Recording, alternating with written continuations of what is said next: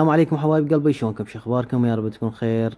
رجعنا لك في جديد حبايب قلبي. قبل لا نبدا المقطع صلى على الحبيب محمد وال محمد، اللهم صل على محمد وال محمد. يلا تعالوا.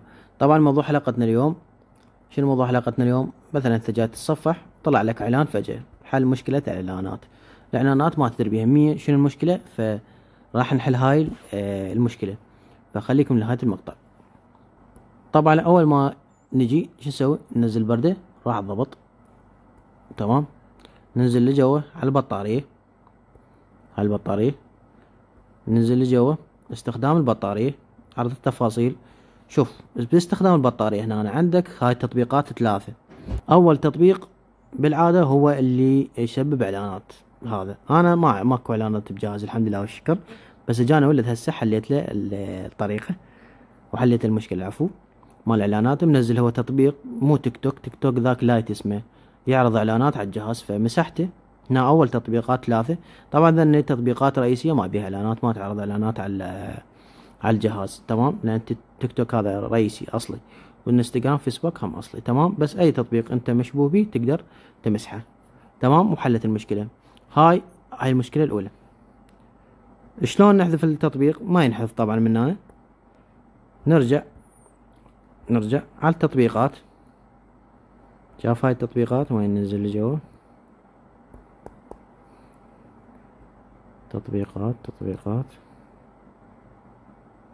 هاي التطبيقات، نضغط عليها وننزل هنا نلقى بالتطبيقات اي تطبيق غريب قلت لك، او اول واحد تلقاه تضغط عليه. اذا هنا الغاء بيه تثبيت، الغاء تثبيت، تعطي الغاء تثبيت. اي تطبيق بيه الغاء تثبيت تلغيه، مثلا هذا تعطي الغاء تثبيت، تمام. هاي اول خطوة. نجي ثاني خطوة شو نسوي؟ ندخل على جوجل كروم.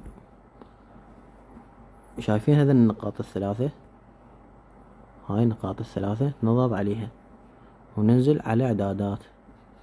وننزل على اعدادات راح نلقى هنا اعدادات المواقع الالكترونية، هاي نضغط عليه.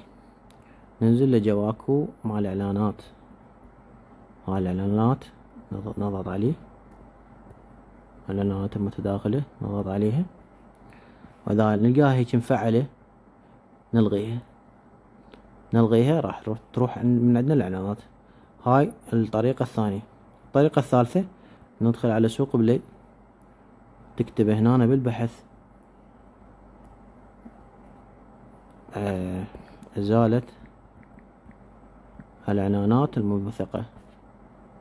هذا اول تطبيق راح يطلع لك، تضغط عليه تعطيه التثبيت، تمام. ننتظره يتثبت.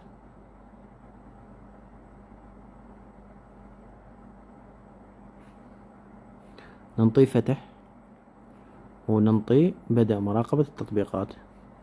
نعطيه بالبداية سماحية، ننزل لجوا هذا التطبيق نعطيه السماحية، نعطيه بدء مراقبة التطبيقات. هسه شكو عندك تطبيق بفيروس او يبث اعلانات على الجهاز، راح هو يراقبه ويمسحه، تمام حبايب قلبي.